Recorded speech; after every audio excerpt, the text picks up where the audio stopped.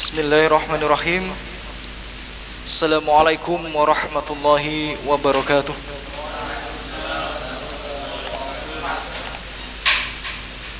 Alhamdulillah. Alhamdulillahilladzi bi ni'matihi tatimmus shalihat. Segala puji hanya bagi Allah Subhanahu wa taala yang karenanya semua kebaikan-kebaikan ini dapat terlaksana. Dan sesungguhnya hanya karena Allah Subhanahu wa taala semua kenikmatan ini dapat sempurna. Kemudian wassalatu wassalamu ala asyrafil anbiya'i wal mursalin nabiyina Muhammad wa ala alihi wa ashabihi wa man tabi'ahum bi ihsan ila yaumiddin. Semoga sholawat serta salam senantiasa tercurahkan kepada junjungan Nabi besar kita, yakni Nabi Muhammad alaihissalatu wassalam, yang merupakan sebaik-baiknya manusia, sebaik-baiknya Nabi dan Rasul. Dan juga semoga salawat serta salam senantiasa tercurahkan kepada keluarga beliau, anak keturunan beliau, para sahabat beliau dan umat beliau yang senantiasa berpegang teguh dengan kebenaran di atas Al-Quran dan As-Sunnah.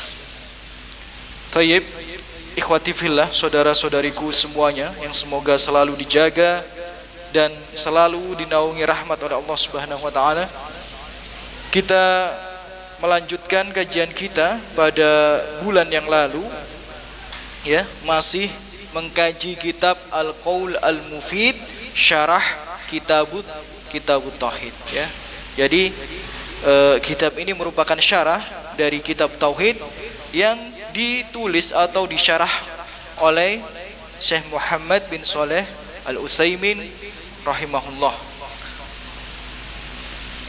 Ikhwati fillah rahimani wa rahimakumullah, ya. Kita sudah memasuki, ya, bab yang baru, dan kemarin, ya, pertemuan sebelumnya sempat kita bahas sedikit bab yang akan kita kaji, ya, pada pertemuan kita sore hari ini, yakni adalah bab ad-du'a ila syahadah alla ilaha illallah, ya. Bab dakwah, ya, kepada syahadat la ilaha illallah. Saya ulang sekali lagi, bab dakwah terhadap syahadat la ilaha illallah. Ikhwati fillah, muallif, ya, yakni di sini Muhammad bin Abdul Wahhab, ya, rahimahullah, mengutip ayat di Al-Qur'anil Karim surat Yunus ayat 108, ya. Di surat Yunus ayat 108 Allah Subhanahu wa taala berfirman, a'udzu billahi minasyaitonir rajim, qul hadhihi sabili. Katakanlah, ya, jadi Allah Subhanahu wa taala ini menyuruh Nabi Muhammad sallallahu alaihi wasallam, ya. Katakanlah, apa yang harus dikatakan? Hadhihi sabili, ini adalah jalanku. Ad'u ilallah, aku mengajak orang berdakwah kepada Allah Subhanahu wa taala ala basirah, ya, di atas keyakinan. Basirah itu kalau dilihat di Al-Qur'an terjemah Depak itu artinya keyakinan, ya, atas keyakinan, ya, di atas ilmu yang yakin. Ya. Bapak Ibu, ya, ikhwati sekalian yang dirahmati Allah Subhanahu wa taala, Syekh Muhammad bin Shalih Al-Utsaimin mengatakan, hada at-tartib alladzi dzakarahul muallif min ahsani ma yakun. Ya. Sesungguhnya apa yang ditulis oleh Syekh Muhammad bin Abdul Wahhab ini adalah tulisan yang sangat bagus jika dilihat sesuai dengan tata tertibnya atau urutannya, ya. Jadi yang kemarin membahas tentang takut kepada kesyirikan, ya, setelah itu, ya, setelah dikaji bab tentang tauhid, ya, kemudian penulis, ya, mengupas bab tentang bab mendakwahkan tauhid. Ya, ini jadi kata si Muhammad bin Shalih Al-Utsaimin, ini adalah bab yang sangat bagus sesuai urutan. Li'annahu lamma dzakara tauhid al-insan bi nafsihi dzakara dakwah ghairihi ila dzalik. Mengapa? Karena ketika seseorang itu sudah mengenal tauhid yang benar, sudah tahu bahaya syirik, ya, maka hal selanjutnya yang harus ia lakukan adalah berdakwah. Jadi kalau sudah belajar tauhid, ya, sudah belajar bahaya syirik, maka setelah itu yang harus ia pelajari, yang harus ia lakukan adalah berdakwah, mendakwahkan tauhid tersebut, mendakwahkan bahaya syirik tersebut. Li'annahu, ya. Mengapa? Dikarenakan la yatimul iman illa idza da'a ila tauhid. Ya. Kata Syekh Muhammad bin Shalih Al-Utsaimin, iman seseorang itu tidak akan mungkin sempurna. Ya. Saya ulang sekali lagi, iman seseorang tidak mungkin sempurna sebelum ia mendakwahkan tauhid. Dalilnya mana bahwa iman seseorang tidak akan sempurna sebelum ia mendakwahkan tauhid? Penulis mengutip, ya, firman Allah Subhanahu wa taala di surat Al-Asr. Wal 'asr. Demi masa Allah bersumpah.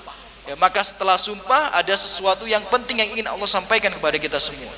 Innal insana lafi khusr. Sesungguhnya manusia itu semuanya berada dalam kerugian. Illa, kecuali alladzina amanu, mereka yang beriman, wa amilus sholihat, mengamalkan kebaikan, berbuat amal soleh, wa tawasau bil haq wa tawasau bis sabr, ya, saling menasihati dengan kebenaran dan saling menasihati dengan kesabaran. Ya. Maka sebagaimana yang sudah mungkin kita pernah pelajari di kitab Al-Usul As-Salasah, ya, tentang surat Al-Asr ini merupakan ada 4 syarat agar seseorang itu sempurna imannya. Ya, ada 4 syarat agar seseorang itu sempurna imannya berdasarkan dalil surat Al-Asr ini. Yang pertama adalah ilmu. Mengapa? Karena seseorang tidak mungkin bisa dikatakan beriman tanpa ilmu. Bagaimana dia beriman kepada Allah sedang dia tidak mengenal Allah? Bagaimana dia beriman kepada Nabi Muhammad SAW sedangkan dia tidak mengenal Nabi Muhammad SAW? Bagaimana dia bisa beriman terhadap Al-Quran sedangkan dia tidak tahu apa itu Al-Quran? Maka syarat yang pertama supaya iman seseorang itu sempurna adalah ilmu. Dan syarat yang kedua adalah wa'amilus sholihat, berbuat amal soleh. Karena ilmu tanpa amal sia-sia. Ilmu tanpa amal sia-sia. Karena setiap ilmu itu menuntut amal. Apa bedanya kita dengan orang Yahud kalau kita berilmu tapi tidak beramal? Sebagaimana dikatakan orang Yahudi itu kebiasaannya, mereka itu tidak mau mengamalkan apa yang mereka ketahui. Ya, mereka diibaratkan seperti keledai di Al-Quranul Karim. Mengapa? Karena mereka itu seperti keledai yang membawa kitab tapi tidak paham isi kitab itu. Mereka tahu ilmu tapi tidak mau mengamalkan. Ya. Itu kebiasaan orang Yahudi. Apakah dengan 2 hal ini sudah sempurna iman seseorang? Tidak. Dituntut hal yang ketiga.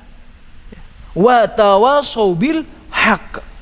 Syarat yang ketiga supaya iman seseorang sempurna adalah berdakwah, mendakwahkan ilmunya tadi. Jadi berilmu, beramal, kemudian berdakwah. Ya. Kemudian yang keempat adalah bersabar, watawa saubis sabr. Ya. Bersabar ketika ia mempelajari ilmu tersebut. Bersabar ketika ia mengamalkannya. Bersabar ketika ia mendakwahkannya. Jadi syarat seseorang sempurna imannya harus ada 4 tersebut.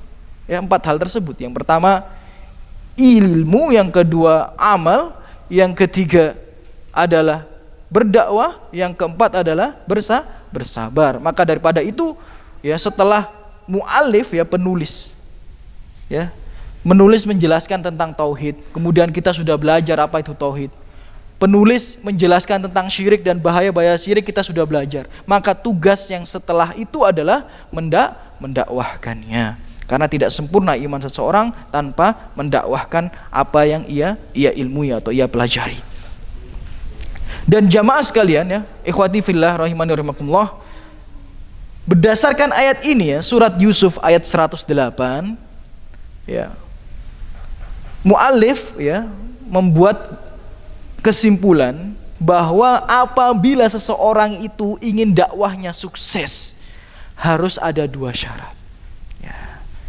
Ya. Saya ulang sekali lagi, apabila seseorang ingin dakwahnya itu sukses, harus ada dua syarat. Nah, karena Allah Subhanahu wa taala berfirman, "Qul hadhi sabili ad'u ilallah ala basira." Yang pertama itu adalah ad'u ilallah. Apa maksudnya? Syarat yang pertama supaya dakwah itu sukses adalah ikhlas karena Allah Subhanahu wa taala. Ya. Jadi maksud di sini ad'u ilallah itu adalah aku itu berdakwah ikhlas karena Allah. Bukan karena pujian manusia, ya. Bukan karena ya balasan duniawi, ya. Atau nikmat duniawi, tidak, tapi karena Allah. Karena tidak bisa dipungkiri, beberapa dai itu berdakwah bukan karena Allah, ya, tapi berdakwah karena nikmat dunia yang ia kejar, atau berdakwah supaya orang-orang itu mengikuti kelompoknya, mengikuti golongannya, bukan karena Allah Subhanahu wa taala. Jadi syarat yang pertama supaya dakwah itu sukses adalah karena Allah, ikhlas karena Allah Subhanahu wa taala. Kemudian syarat yang kedua adalah ala basirah. Ala basirah itu jika kita lihat di di tafsir terjemah Depak itu artinya atas keyakinan. Padahal ya, ikhwati fillah rahimani wa rahimakumullah, jika kita ya melihat banyak tafsir Al-Qur'anul Karim ya, yang dimaksud ala basirah itu adalah ilmu. Ya, basirah itu ilmu, bukan keyakinan saya ya, tapi ilmu. Ya, jadi syarat yang kedua supaya dakwah itu sukses, maka harus berdasarkan ilmu, di atas ilmu. Ya, kalau orang dakwah tanpa ilmu akan rusak umat ini. Ya, akan rusak. Ya. Ya, sebagaimana belum lama ini ada seorang perempuan datang ya, ibu-ibu nangis, datang ke saya nangis. "Ustadz, saya mau bertanya Ustadz." Itu bertanya sambil nangis dia. Bertanya sambil nangis. "Ada apa ibu?" gitu. "Saya pengen tanya bagaimana cara membagi waris ayah saya yang sudah meninggal dunia." Dia bilang seperti itu gitu. "Oh iya ibu," gitu. Terus saya tanya, "Kenapa kok nangis?" itu. "Kenapa kok nangis?" "Gini Ustadz, ya, sebelumnya itu saya itu tanya kepada ustadz yang lain gitu. Ya. Sebelum saya datang ke antum itu saya tanya ke ustadz yang lain. Ya, ternyata dijawab dengan jawaban yang salah gitu. Ya. Jadi dia itu 2 bersaudara perempuan dan ibunya masih hidup, ayahnya meninggal dunia. Ya. Kemudian sebagian sawahnya dijual, ya, ya. Uangnya mau dibagi, tanya sama ustadz dulu. "Ini baginya bagaimana Ustadz?" itu. Terus apa kata ustadznya? Ya, padahal ustadznya ini kata ibu itu kerja di Depak, ya, kerja di Depak itu, dan terkenal katanya pinter, katanya gitu. Terus ya udah, kalau gitu kamu bagi 3 aja gitu. Kamu, ya, ibumu sama saudara perempuanmu, udah kamu bagi 3 aja gitu. Nah akhirnya uangnya ini dibagi 3 habis gitu. Uangnya dibagi 3 habis, jalan beberapa tahun baru sadar dia, ternyata pembagiannya salah gitu. Padahal saudara bapaknya ini masih banyak dan itu hak saudara bapaknya. Nah terus bagaimana Ustaz? Ya harus ibu kembalikan ke mereka. Oh berarti saya utang, berarti ya utang. Bayangkan ya, ketika seseorang berdakwah tanpa ilmu, ya, nggak boleh kita berdakwah tanpa ilmu, nggak boleh. Jika kita tidak tahu akan ilmu tersebut, bilang saja saya tidak tahu. Bayangkan ya, Rasulullah SAW, mungkin kita sudah pernah dengar hadisnya, di hadis Jibril, ketika Rasulullah didatangi Jibril, ya di hadis Arba'in Nawawi itu, ya. Rasulullah ini di hadapan para sahabat, bukan sendiri ya, Rasulullah duduk di hadapan para sahabat yang banyak, didatangi Jibril, ditanya,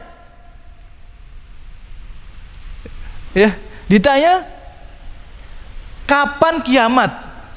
Ya, ditanya kapan kiamat itu? Apa kata Rasulullah SAW? Ya, tidaklah yang ditanya ini lebih tahu daripada yang bertanya. Maksudnya apa? Maksudnya saya tidak tahu. Seorang nabi, ya, di depan umatnya, di depan sahabat, ditanya suatu pertanyaan, tapi dia tidak malu mengatakan saya tidak tahu. Apalagi kita yang seorang manusia biasa, apalagi kita yang kitab itu sangat banyak belum dihabiskan semuanya. Ya. Jadi kalau tidak tahu ya bilang saja tidak tahu. Berdakwah itu harus atas dasar ilmu. Kalau dakwah tidak dengan dasar ilmu akan sesat. Ya. Dan sesat itu kalau jariyah termasuk dosa besar. Ya. Termasuk dosa besar. Jadi kata Syekh Muhammad bin Shalih Al-Utsaimin, 2 syarat agar dakwah itu sukses. Yang pertama ikhlas karena Allah, yang kedua adalah di atas ilmu gitu. Makanya kalau kajian itu harus ilmiah, harus berdasarkan kitab gitu. Jangan berdasarkan mimpi gitu. Jadi dakwah berdasarkan mimpi repot ini ya. Belum lama itu saya lihat di televisi ada seorang ya, nggak tahu ya, mungkin Habib beneran atau tidak ya. Ditanya Habib ini ya sama presenternya, Ustadz atau Syekh itu, Bib, apa hukum sholat duha gitu. Nah, apakah wajib, apakah sunnah? Presenternya, namanya presenter kan nggak tahu ya, wajar awam itu. Yang salah Habibnya atau ustadznya itu tadi. Dijawab malah sholat duha itu hukumnya sunnah muakkadah. Ya, sunnah muakkadah dan sangat-sangat dianjurkan. Bahkan bagi seorang nabi itu wajib, katanya seperti itu. Allahu Akbar. Sejak kapan sholat duha itu wajib bagi nabi? Sedangkan kalau kita belajar di Subulus Salam, di kitab-kitab hadis Rasulullah itu tidak tiap hari melaksanakan sholat duha. Kadang sholat duha, kadang tidak. Yang tiap hari rutin melaksanakan sholat duha itu Aisyah radhiyallahu anha. Rasulullah itu kadang sholat, kadang tidak. Maka daripada itu ulama berbeda pendapat. Apakah sholat duha ini hukumnya sunnah muakkadah, ataukah sunnah yang kadang ditinggalkan atau diamalkan? Itu beda pendapat. Sampai ada 6 pendapat. Nah ini yang ditanya ini di depan televisi, dilihat masyarakat se-Indonesia mengatakan katanya sholat duha itu wajib bagi nabi. Nah ini repot ini. Kalau dakwah tanpa ilmu, bukan mengajak umat kepada kebenaran, bukan mengarahkan umat ke surga, malah menyesatkan umat ke dalam neraka. Naudzubillah min dzalik. Nah, terus jamaah sekalian dirahmati Allah Subhanahu wa taala, jika kita berbicara dakwah itu harus dengan ilmu, ya. Fatadammanat hadhihi dakwah al-ikhlas wal ilm li'anna aktsara ma yufsidu dakwah adamul ikhlas atau adamul ilm, ya. Jadi saya ulang sekali lagi ya, dakwah itu kalau pengen sukses kata mu'alif itu harus dengan ikhlas dan ilmu.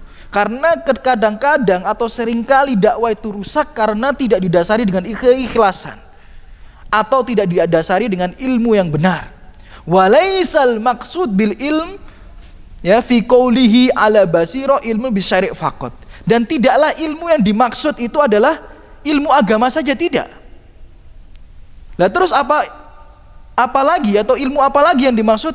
Bal ya yashmil ya ala ilmu bisyari' wal ilm bihalil mad'u wal ilm bisabilil mausil ila al maqsud wa huwal hikmah. Jadi ilmu dalam berdakwah ini bukan hanya ilmu agama saja, tidak, tapi juga harus dilihat dari ilmu ya mengetahui keadaan orang yang didakwahi. Jadi kata mu'alif seperti itu ya. Jadi ilmu ini yang dimaksud adalah ilmu mengetahui orang yang didakwahi juga, atau ilmu bagaimana cara supaya orang yang didakwahi itu mengikutinya. Nah itu termasuk ilmu ya, bukan hanya berdasarkan Al-Quran dan Sunnah, tidak, tapi caranya juga. Nah itu juga ilmu ya. Jadi dakwah itu bukan hanya Al-Quran dan Sunnah, tidak hanya itu, tapi caranya juga harus benar ya. Karena kata mu'alif ya, karena terkadang terhadap orang yang satu dengan orang yang lain itu dakwahnya itu berbeda ya. Ada orang yang satu dakwahnya itu harus dengan keras, dan orang yang lainnya katanya berdakwahnya harus dengan lemah lembut. Nah itu berbeda-beda ya, macam-macam. Itu termasuk ilmu ya. Ya, jadi kalau mau dakwah itu nggak sembarangan ya, harus berdasarkan ilmu ya. Seperti kita dakwah di Jombang bisa jadi beda caranya dengan dakwah di Solo misal ya, atau di Ambon misal, beda lagi ya. Cara didik anak di sini dengan cara didik anak di Ambon bisa beda ya. Karena ketika waktu itu saya pernah dakwah di Ambon itu ya, santri-santri kalau salah itu bukan dinasehatin, bukan dimarahin ya, ditempeleng kepalanya ya, dipukul. Itu saya lihat dengan mata kepala saya sendiri gitu ya. Jadi malas ngaji ya, Terus main-main sama ustadznya itu disuruh baris, ditempelengin satu-satu. Terus sampai pakai tangan kayak gini gitu ya. Jedak. Terus saya tahan ustadznya. Ustadz, ini jangan seperti ustadz itu. Kasihan. Terus apa kata ustadznya? Ustadz, jangan samakan orang sini sama orang sana. Dia bilang gitu, benar sampai logatnya seperti itu. Ya, jangan samakan orang sini sama orang sana gitu. Kalau orang sini antum nasihatin nggak akan mempan, dia bilang seperti itu. Ya, jadi mungkin ya caranya berbeda-beda ya, Ya. Ya, jadi harus dilihat siapa yang didakwahi. Nah, kemudian ya, ikhwati fillah rahimani wa rahimakumullah, ya. Ini ada hadis yang cukup menarik ya, yang disampaikan oleh mu'alif ya, setelah kita tahu tadi ya bahwa mempelajari tauhid itu tidak cukup ya, tapi harus didakwahkan ya.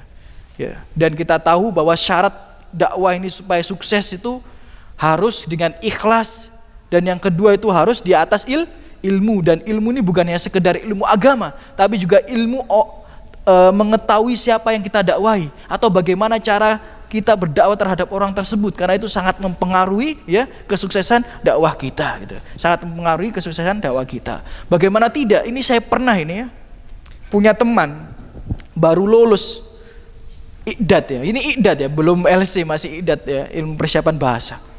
Kemudian dia balik ke Madura. Terus semuanya dia bid'ahin. Semuanya dia sesatin. Ya, langsung rame di Madura. Ya, dia dipanggil oleh ya pengurus salah satu organisasi besar ya, dihadapkan oleh 9 atau 10 kiai langsung gitu. Dilawan dia sendiri padahal umurnya masih 20 tahun baru lulus iqdad bahasa. Ini repotin ya.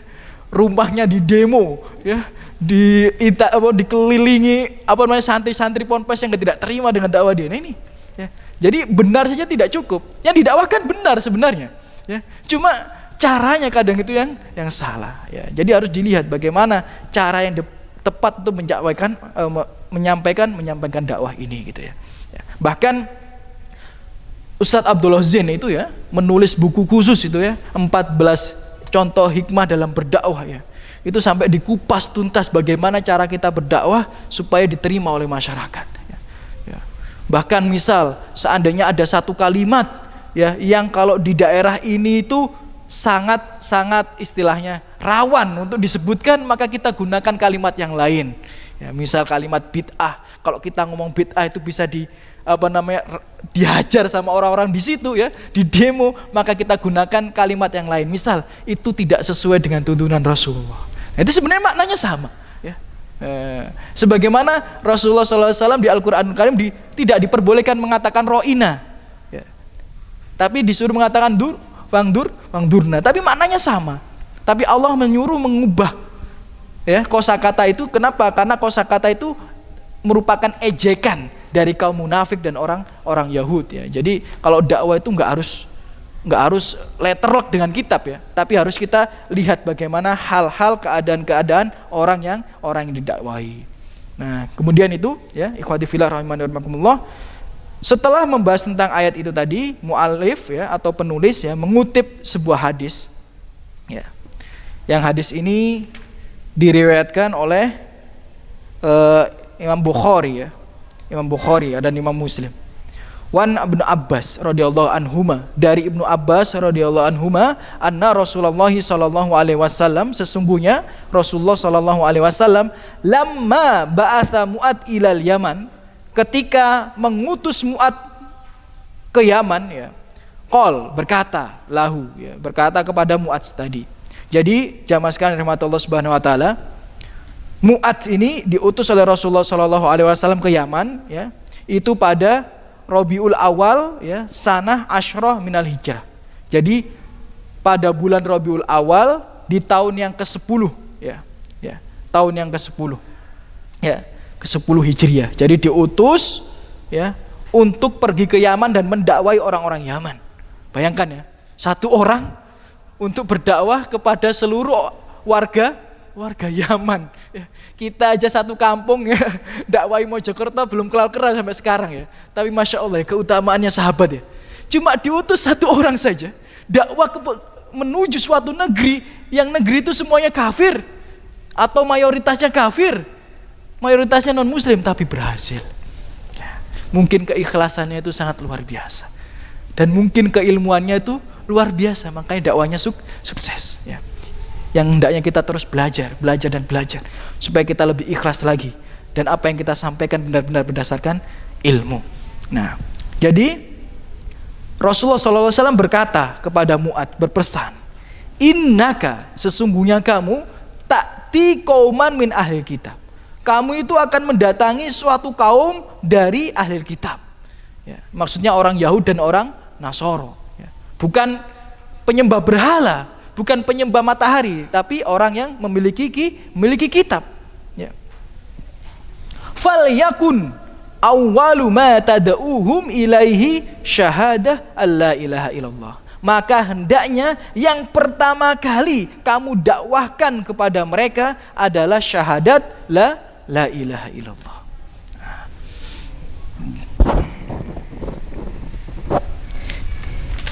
Dalam riwayat yang lain, ila ayyuhidullah, sampai mereka benar-benar mentauhidkan Allah dengan benar. Fa inhum ata'ulaka bidzalik. Dan seandainya mereka sudah bersyahadat, sudah mentauhidkan Allah dengan benar, fa'alimhum annallaha iftarada alaihim khamsa shalawatin fi kulli yaum wa lailah. Ya, ajarkan kepada mereka, kabarkan kepada mereka bahwa sesungguhnya Allah telah mewajibkan atas mereka sholat 5 waktu dalam sehari semalam. Fa inhum ata'ulaka bidzalik. Dan seandainya mereka sudah melaksanakan hal itu, sudah sholat 5 waktu, sudah mentauhidkan Allah dengan benar, fa'alimhum annallaha iftarada alaihim shadaqah tu'khadu min agniyaihim faturaddu ala fuqaraihim, bahwa Allah Subhanahu wa taala itu mewajibkan atas mereka untuk mengambil harta dari orang-orang yang kaya kemudian diberikan kepada orang-orang yang miskin. Nah, ini maksudnya zakat. Ya. Jadi zakat itu diambil dari orang yang kaya kemudian dikeluarkan untuk orang yang miskin. Fa inhum ata'ulaka bidzalik. Dan seandainya mereka sudah mentaatimu akan hal itu, sudah mentauhidkan Allah dengan benar, sudah sholat, sudah zakat, fa iyyaka wa karaima amwalihim wattaqi da'watal madlum fa innahu laisa bainaha wa bainallahi hijab.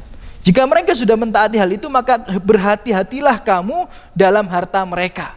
Maksudnya kalau mereka sudah membayar zakat, jangan ambil sesuatu selain daripada itu gitu. Ya. Jangan ngambil harta orang dengan cara yang diharamkan. Kemudian berhati-hatilah dengan doanya orang yang terdolimi, karena sesungguhnya mereka itu kalau berdoa antara mereka dan Allah itu tidak ada hijabnya, tidak ada pembatasnya. Maksudnya doanya itu mustajab. Nah, ada yang menarik daripada hadis ini ya, jamaah sekalian dirahmati Allah Subhanahu wa taala. Coba kita ambil hikmahnya bareng-bareng. Rasulullah menyuruh Mu'ad yang pertama kali didakwakan apa tadi? Mentauhidkan Allah. Kemudian Rasulullah mengatakan fa inhum ata'ulaka bidzalik. Kalau mereka sudah mentaatimu akan hal itu. Jadi seolah-olah kalau kita mau berdakwah itu ada urutannya. Ada namanya skala prioritas. Kalau mereka benar-benar sudah mentauhidkan Allah dengan benar, barulah suruh mereka untuk sholat 5 waktu. Dan apabila mereka sudah sholat 5 waktu, fa inhum ata'ulaka bidzalik. Dan apabila mereka sudah menaatimu akan hal itu, maka suruhlah mereka untuk mengeluarkan zakat. Ya, jadi ada urutannya, ada skala prioritas. Makanya jenengan kalau mau dakwah, mulailah dengan yang paling penting. Apalagi misal kita ini, yang saudara-saudari kita, kerabat-kerabat kita ini awam, yang mengawali ngaji itu kita lebih dahulu, Adik-adik di sini misal, pada di sini belajar agama, mungkin keluarganya, kerabatnya di rumah, itu nggak kenal agama sama sekali, bahkan bisa jadi nggak sholat, Bahkan bisa jadi masih mabuk-mabukan. Ya, bahkan bisa jadi nggak pernah puasa. Bahkan bisa jadi auratnya masih terbuka. Loh, bisa jadi. Ya kan? Nah, kalau yang sedemikian, awal pertama kita mau berdakwah kepada mereka adalah mentauhidkan Allah. Karena percuma jamaah sekalian. Orang sholat 5 waktu, orang zakat, orang puasa, orang bangun masjid, ya, mengumrohkan orang satu kampung misal. Tapi kalau dia berbuat syirik, tempatnya di mana? Ya, neraka. Ya, jadi yang paling penting itu adalah mentauhidkan Allah terlebih dahulu. Kalau saudara kita atau saudari kita misal belum menutup aurat dengan benar, belum sholat dan berbuat syirik, maka yang pertama kali kita dakwakan adalah supaya dia meninggalkan syirik. Ya, masa dia tidak menutup aurat tapi suka ke dukun? Nah, kita paksa yang penting antum nutup aurat, ya salah. Ya, yang paling penting dia nggak ke dukun terlebih dahulu. Yang penting dia tidak percaya ramalan bintang terlebih dahulu. Gitu. Ya, jadi seperti itu, mulai dari yang paling penting. Baru setelah itu melaksanakan sholat. Baru setelah itu menunaikan zakat. Ya, jadi ada skala prioritas kalau mau berdakwah itu. Ya. Ya. Dan Rasulullah SAW mengatakan innaka ya ta'ti qauman min ahlil kitab. Kamu itu akan mendatangi suatu kaum dari ahli kitab. Apa tujuannya Rasulullah mengatakan ini ke Mu'adz? Tujuannya, ya Mu'adz, ya, orang ahli kitab ini punya landasan dalil di kitab-kitab mereka. Kamu itu harus cerdas, harus pintar berargumen, ya, harus bisa membantah mereka, karena mereka juga akan mendatangkan kitab. Antum bawa Al-Quran, bawa hadis Rasulullah SAW, tapi mereka juga bawa Injilnya, mereka juga bawa Tauratnya. Maka ketika antum mendakwai mereka, antum harus siap untuk berdebat, antum harus siap untuk berargumentasi, ya, antum harus siap, ya, untuk bertukar pendapat. Ya. Jadi maksudnya itu dikenalkan, diberitahukan Mu'adz apa yang akan ia hadapi nanti. Nah, berarti kalau kita mau berdakwah harus kita kenal siapa yang kita dakwai. Ya. Karena ada orang memang kalau nggak dibentak nggak tobat. Nah, memang ada yang seperti itu, ya. Ada, saya punya kenalan seseorang itu, ya, dia tobatnya itu gara-gara dimarahin temennya, ya. Jadi dimarahin, oh kamu masuk neraka kamu, gitu, dibilang gitu. Gini kamu gini, akhirnya dia sholat. Jadi emang ada karakter orang yang seperti itu, dan ada karakter orang yang kalau dibentak kabur. Ya. Nah, jadi harus kita ketahui orang yang kita dakwah ini seperti apa karakternya. Jangan dipukul rata. Misal kita mau berdakwah di suatu tempat juga, di sebuah desa, ya, harus kita ketahui bagaimana berdakwah kepada mereka. Orang desa misal dengan orang kota, cara berdakwahnya itu ya berbeda. Berbeda. Ya. Jadi harus kita ketahui orang yang kita dakwai supaya kita tahu apa yang paling cocok, ya, untuk kita dakwahkan kepada mereka. Bagaimana cara yang terbaik, ya, kita berdakwah kepada mereka. Kemudian, ya, jamaah sekalian yang dirahmati Allah Subhanahu wa taala, di dalam hadis ini, ya, Rasulullah juga mengatakan dakwah yang pertama yang kita dakwakan adalah syahadat la ilaha illallah. Maka daripada itu tidak lengkap kalau kita tidak menjelaskan makna syahadat la ilaha illallah. Makna syahadat la ilaha illallah itu, ya, artinya adalah la ma'budun illallah, ya. Tidak ada yang berhak diibadahi, disembah kecuali Allah. Jadi kalau la ilaha illallah itu diartikan tiada Tuhan selain Allah, itu sebenarnya kurang tepat. Ya. Kenapa? Karena ada Tuhan selain Allah, ya, menurut pendapat atau mindset orang yang lainnya. Ya. Ya. Bagi orang Kristen Tuhannya mereka Isa. Ya. Bagi orang Buddha Tuhannya mereka patung, misalnya. Si Buddha, lupa itu namanya. Ya. Bagi orang Hindu Tuhannya tempat-tempat angker. Ya. Kalau yang angker itu laut, maka itu Tuhannya. Kalau yang angker itu pohon, maka itu Tuhannya. Kalau yang angker itu kuburan, maka itu Tuhannya. Bahkan kalau nggak ada tempat angker, rumahnya yang diangkerkan. Nah, itu nggak tahu kan? Orang Hindu itu rumahnya itu ya dibuat tempat ibadah, diangkerkan di situ. Ya. Karena mereka seperti itu ya, menjadikan sebuah tempat itu sesuatu yang sakral, kemudian disembah. Nah, mungkin bagi mereka itu Tuhan ya. Jadi kalau tiada Tuhan selain Allah ya kurang tepat. Kenapa? Karena Tuhan itu banyak. Tapi kalau tidak ada yang berhak disembahi, ya, diibadahi kecuali Allah, itu yang paling tepat. Ya. Karena yang lain itu sebenarnya tidak punya hak untuk diibadahi, ya. Tidak punya hak untuk disembah. Ya.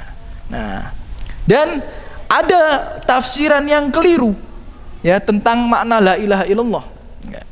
Karena para mutakalimin ini ahli kalam, atau yang mungkin dikenal sekarang itu orang-orang filsafat ya, orang-orang filsafat itu mengatakan makna la ilaha illallah itu adalah la qadir alal ikhtira illallah.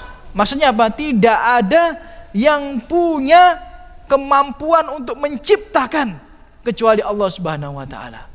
Nah, ini juga kurang tepat. Nah, mengapa? Karena orang-orang kafir itu juga mengimani yang sedemikian. Ya, masih orang-orang kafir Quraisy itu. Ya. Kan ini artinya tidak ada yang menciptakan kecuali Allah. Nah, orang-orang kafir Quraisy berarti sudah beriman dong kalau kayak gitu. Karena orang-orang kafir Quraisy juga dalam iman mereka yang menciptakan langit dan bumi siapa? Allah. Nah, cuma yang membedakan mereka dengan kita, yang disembah itu banyak.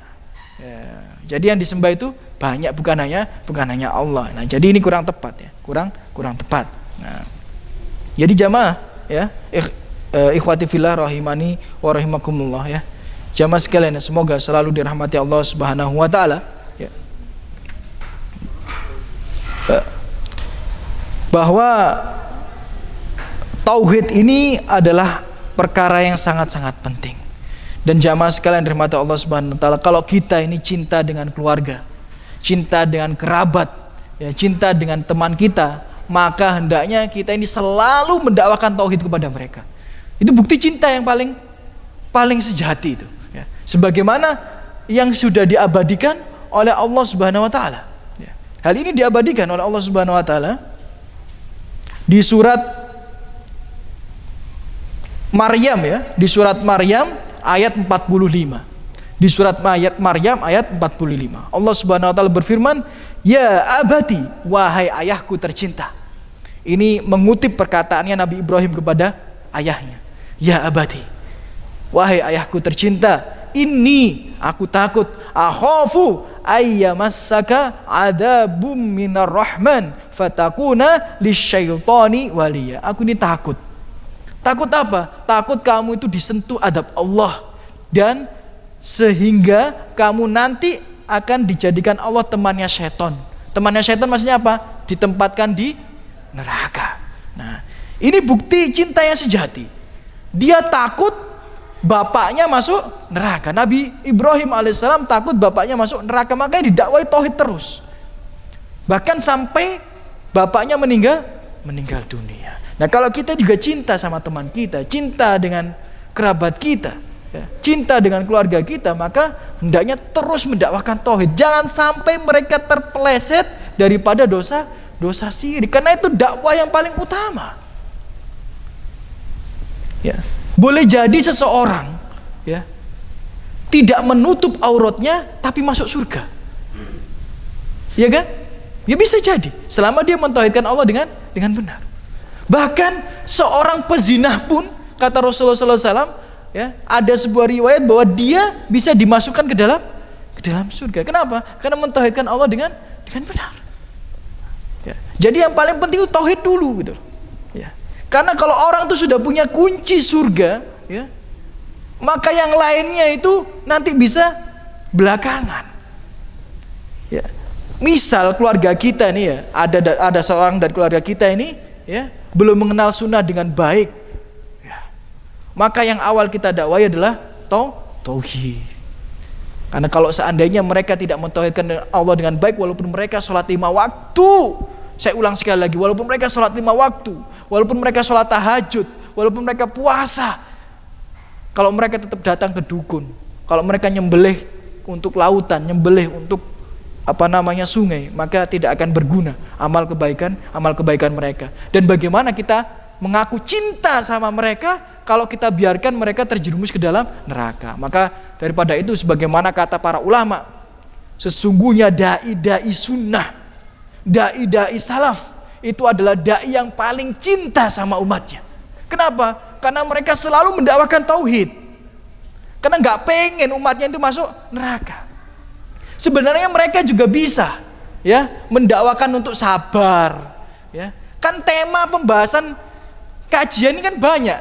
Bisa jadi dia cuma bahas tentang sabar, nerimo, qanaah, taat suami, sayang sama istri, berbakti sama orang tua, bisa kan? Ya bisa. Tapi yang dia kencengkan, yang selalu ia sampaikan, bahkan ketika dia mendakwakan sabar, selalu diselipkan tauhid.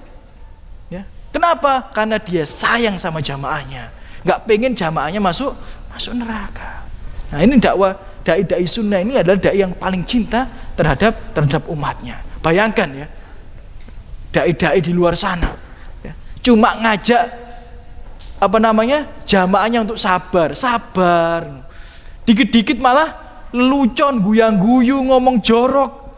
Nah, ini nggak sayang sama umatnya. Padahal saya pernah itu bertemu dengan salah satu dai, ternyata ilmunya itu sangat luar biasa. Ilmunya sangat luar biasa. Ini dai sebelah ini, karena sholat di masjid yang bareng sama saya, terus ketemu sama orang Arab. Kebetulan dia ini keturunan Arab, ketemu sama orang Arab, kemudian ada saya. Kita ngobrol bertiga. Ternyata ilmunya sangat luar biasa. Pemahamannya tentang Al-Quran, tentang tafsir sangat luar biasa. Pemahamannya tentang hadis sangat luar biasa. Bahkan mungkin lebih daripada saya. Tapi yang didakwakan kepada umatnya, sabar, sayang istri, taat suami, maulid, kayak gitu terus. Gak pernah mendakwakan tauhid. Ini percuma. Apa dia gak sayang sama jamaahnya? Padahal dia sudah belajar sampai di luar negeri, sudah tahu bagaimana bahaya syirik, tapi tidak didakwakan, berarti gak sayang. Kalau kamu antum semuanya sayang kepada seseorang, maka dakwahkan tauhid kepada dia. Jangan sampai dia terpeleset ke dalam neraka. Dan jamaah sekalian yang dirahmati Allah Subhanahu wa taala,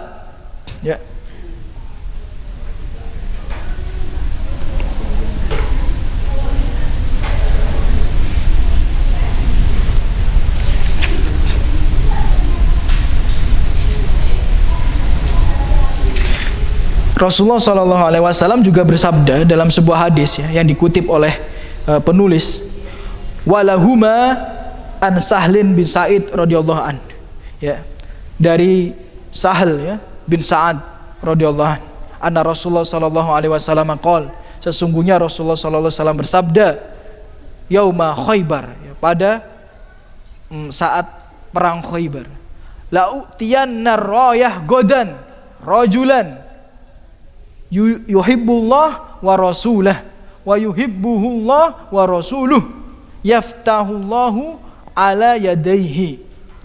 Jadi suatu ketika di perang Khaybar ini ada sebuah hadis yang lain yang ditulis oleh penulis atau dikutip oleh penulis, di perang Khaybar Rasulullah SAW itu bilang, besok saya mau ngasih bendera ini, bendera perang ini kepada seseorang yang dia itu cinta Allah dan Rasulnya, dan Allah juga Rasulnya mencintai dia.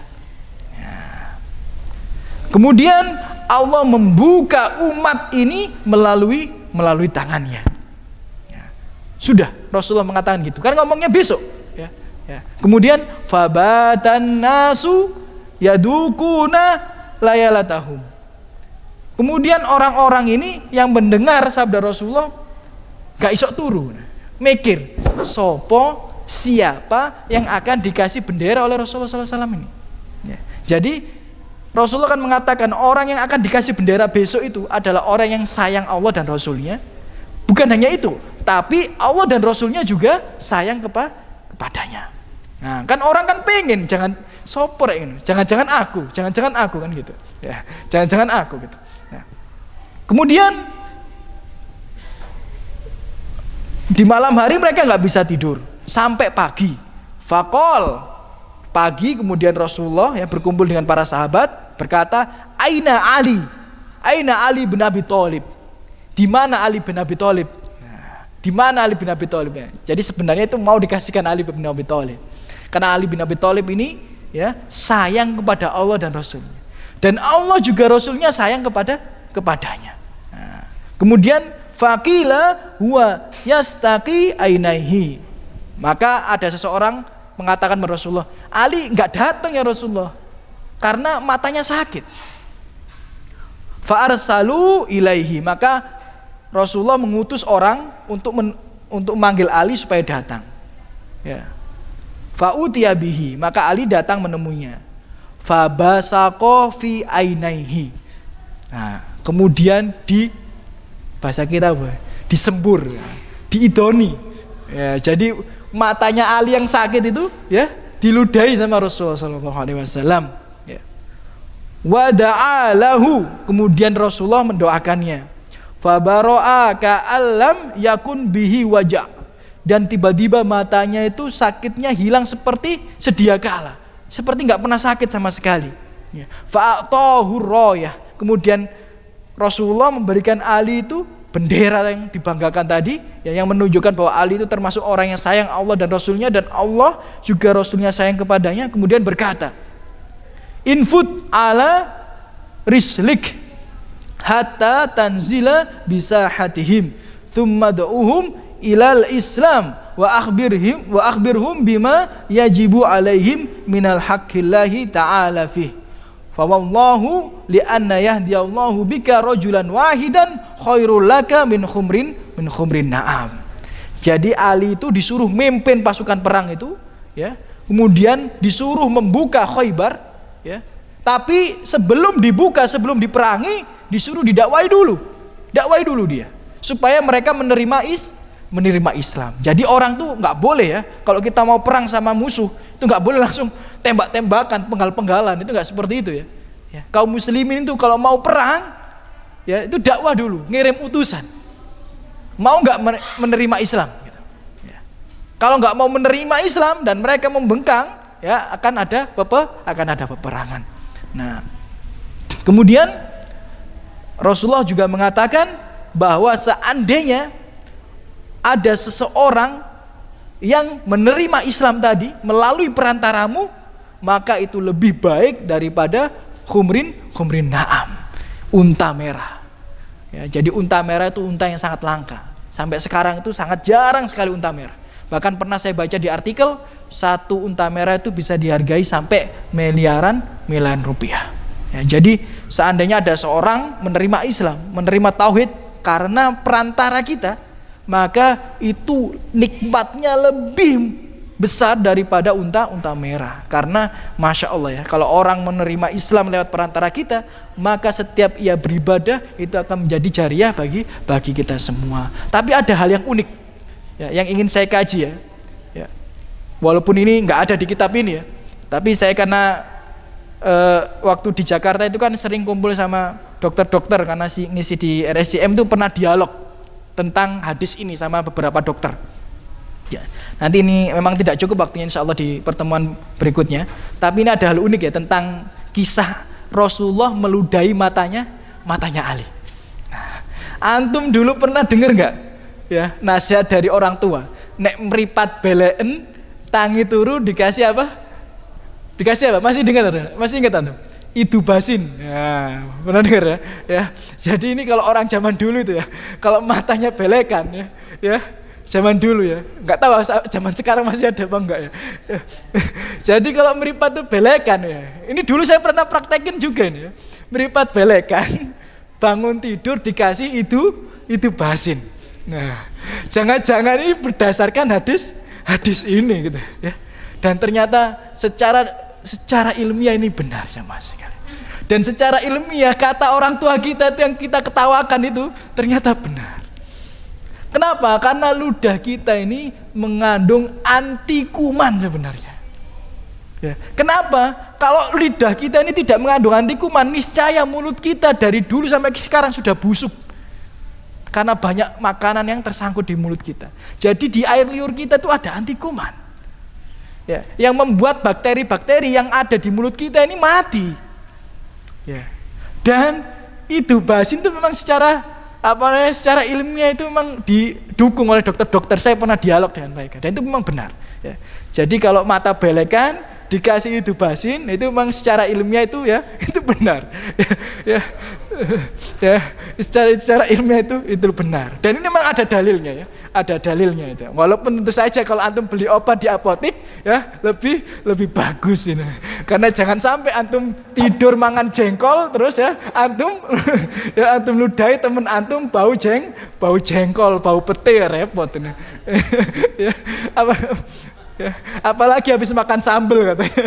Ya, terdidoni malah sakit ini. Tapi memang secara ilmiah ini benar. Ya. Rasulullah itu tidak pernah berdusta ya Mas sekalian. Ya, Rasulullah tidak pernah berdusta. Makanya banyak ya dokter-dokter ya sekarang dokter-dokter muslim itu mulai meneliti kembali hadis. Ini saya dengar itu di Makassar sudah ada dokter-dokter muslim itu kerjasama dengan ahli hadis, termasuk Ustadz Zulkarnain itu. Nah itu sudah kerjasama sama Ustadz Zulkarnain tanya-tanya masalah hadis untuk ngaji penelitian-penelitian ilmiah tentang kesehatan dan kedokteran. Ini sudah mulai di Makassar dan sudah bahkan luar negeri itu sudah banyak ke Makassar untuk melihat penelitian mereka ya, karena memang Rasulullah tidak pernah berdusta ya. Bahkan pernah ada seminar kedokteran yang pernah saya datangi, beliau itu sampai membahas itu sayap lalat ya, sayap lalat, dan itu sudah dipraktekkan ya, oleh beliau. Ternyata dibuktikan oleh beliau, diteliti sayap lalat itu memang mengandung satu racun dan satu anti racun. Ya, yang apabila ketika lalat itu nyemplung terus kita cemplungkan semuanya, maka racun yang ada di sayap yang satu akan ya dihilangkan atau dinetralisir dengan racun yang dengan anti racun di sayap yang satunya gitu. Ya.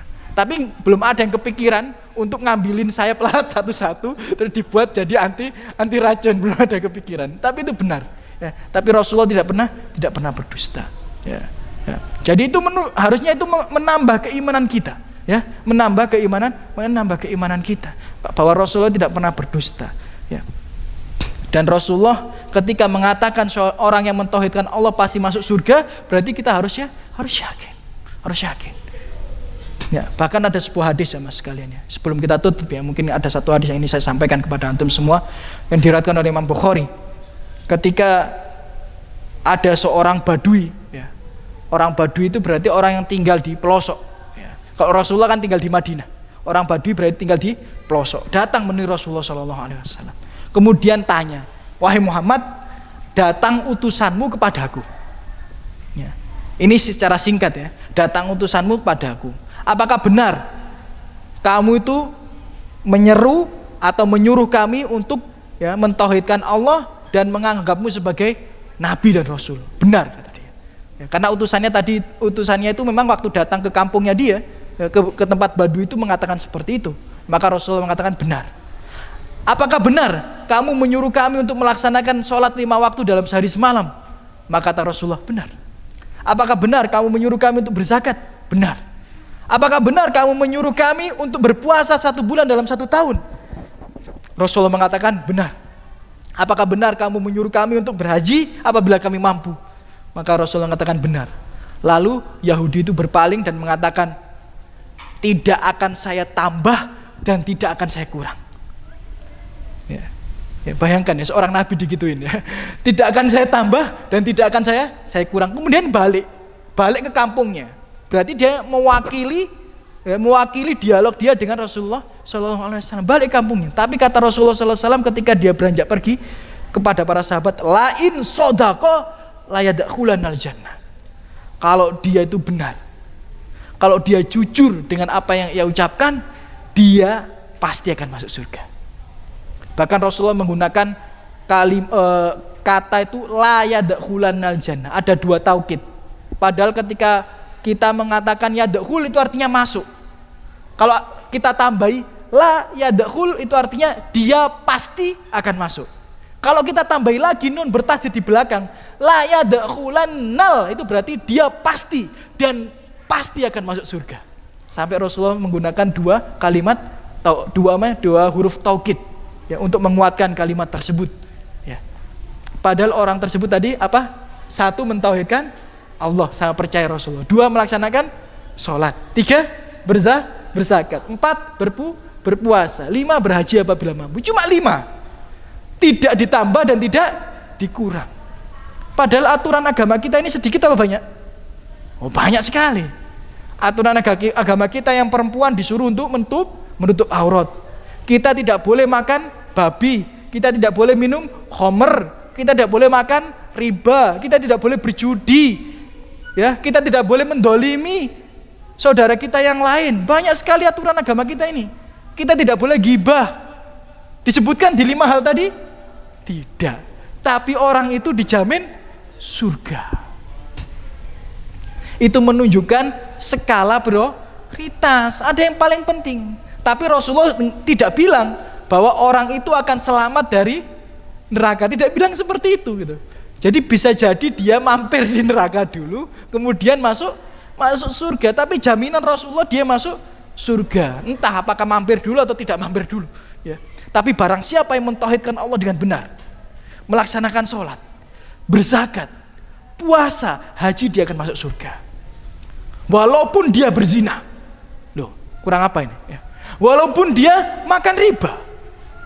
Walaupun dia membunuh orang dengan alasan yang tidak dibenarkan. Tapi kalau dia mentauhidkan Allah dengan benar, melaksanakan sholat, ya, kemudian dia zakat, dia haji, ya, dia puasa, dia akan masuk surga.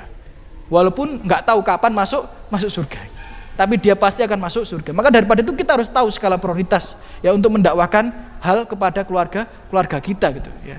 Jadi ada yang paling penting dulu ya, tauhid dulu, kemudian sholat dan lain sebagainya. Maka saya heran ya ketika saya ngisi kajian di sebuah tempat, saya membahas tentang zakat. Karena sebenarnya tema utama kajian ini bukan zakat, tapi waktu itu ada membahas tentang zakat, ya saya bahas saja. Dan yang paling menjadi saya terkaget akan hal itu, banyak jamaah itu nggak bisa ngitung zakat. Padahal mereka kaya. Repot ini. Di zaman Abu Bakar, orang yang nggak zakat diapakan? Diperangi. Tapi di zaman Rasulullah, di zaman Khalifah itu enak.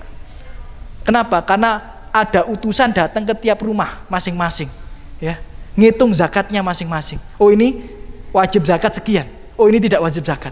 Zaman kita nggak ada. Lah terus bagaimana? Ya harus kesadaran diri dan harus punya ilmunya.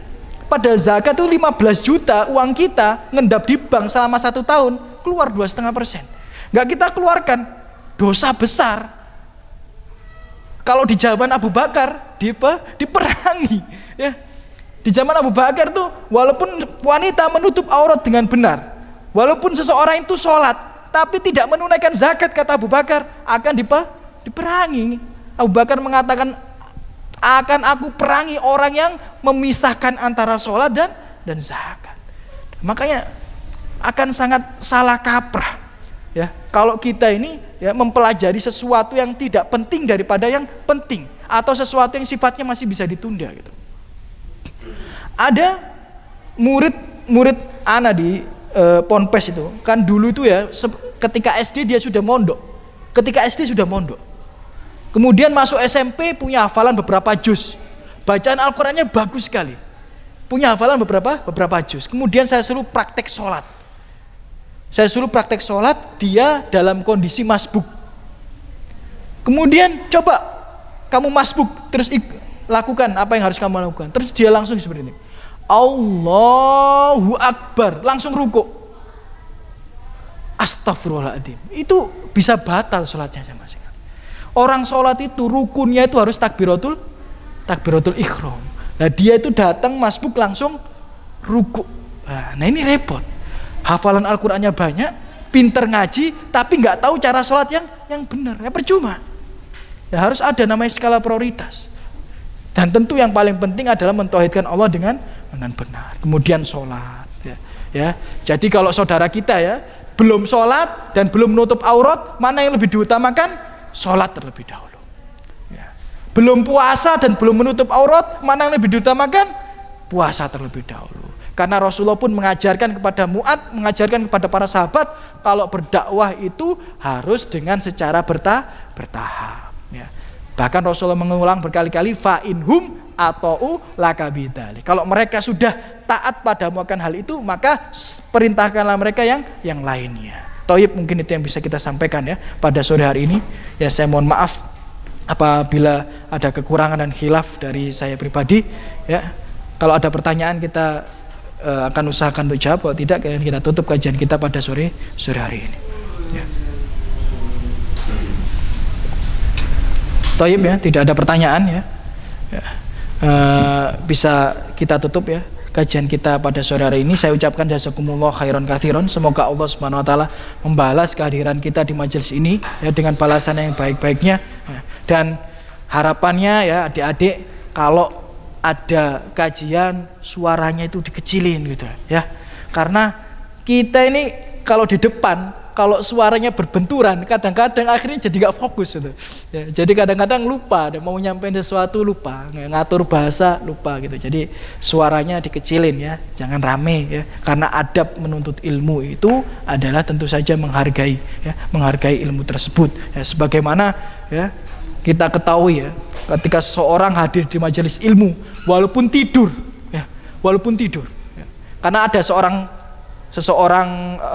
jamaah tanya kepada Syekh, saya pernah dengar ada orang kalau datang di majelis ilmu itu akan mendapatkan keberkahan dari Allah Subhanahu wa taala gitu. Ya. Kemudian, iya memang benar. Tapi kalau dia datang di majelis ilmu tidur gimana, Syekh? Dia akan tetap mendapatkan keberkahan dari Allah Subhanahu wa taala. Karena malaikat itu datang dan menaungi dan mendoakan mereka. Ya. Jadi walaupun datang tidur itu loh dapat berkah kata Syekhnya. Ya, gak masalah. Tapi kalau datang rame, nah ini jadi repot ini. Ya karena ustadznya nanti bingung mau ngomong apa, jadi bingung karena bentur-benturan ya. Atau nanti gantian ustadznya yang di situ ya. Adik-adiknya yang di depan gitu. Ya, toyib ya, kita tutup dengan doa kafaratul majelis. Subhanakallahumma bihamdika asyhadu an la ilaha illa anta astaghfiruka wa atubu ilaik. Assalamualaikum warahmatullahi wabarakatuh.